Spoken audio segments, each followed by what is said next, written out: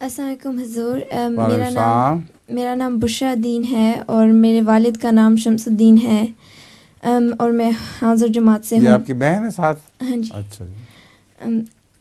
میرا سوال ہے، حج یا عمرہ کرنے جب لوگ جاتے ہیں وہاں ایک مقام ابراہیم ہے جہاں پر نفل پڑھے جاتے ہیں۔ دیکھنے والوں نے بتایا ہے کہ وہ اتنا بڑا پیر کا نشان ہے کہ انسان کے پیر کا تصور نہیں ہو سکتا۔ بعض کہتے ہیں کہ ہم نے وہاں نفل ادا نہیں کیے کیونکہ ہمارا دل نہیں مانا کہ ہم وہاں نفل پڑھیں۔ حضور، میں پوچھنا چاہتی ہوں، کیا یہ جائز ہے کہ دل مانے تو نفل پڑھ لیں، نہ مانے تو نہ پڑھیں؟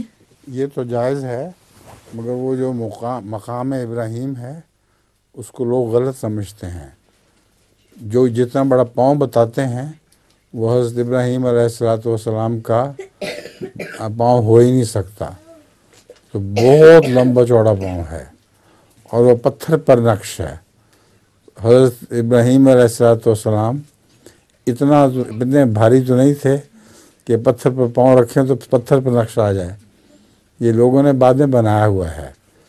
دوسرے، مقام ابراہیم کو مصلی نہیں فرمایا، اللہ تعالیٰ نے مقام ابراہیم کو مصلی فرمایا ہے۔ مقام ابراہیم سے مراد وہ جگہ کا نام نہیں ہے بلکہ مرتبے کا نام ہے، پر ابراہیم کے مرتبے کے مطابق نماز پڑھا کرو، یہ ارشاد ہے۔ ٹھیک ہے؟ اور لطیفہ بھی ہے۔ آپ کو طوبہ کا لطیفہ یاد ہے؟ ہاں، مقام پہ مقام، میرا مقام طوبہ کا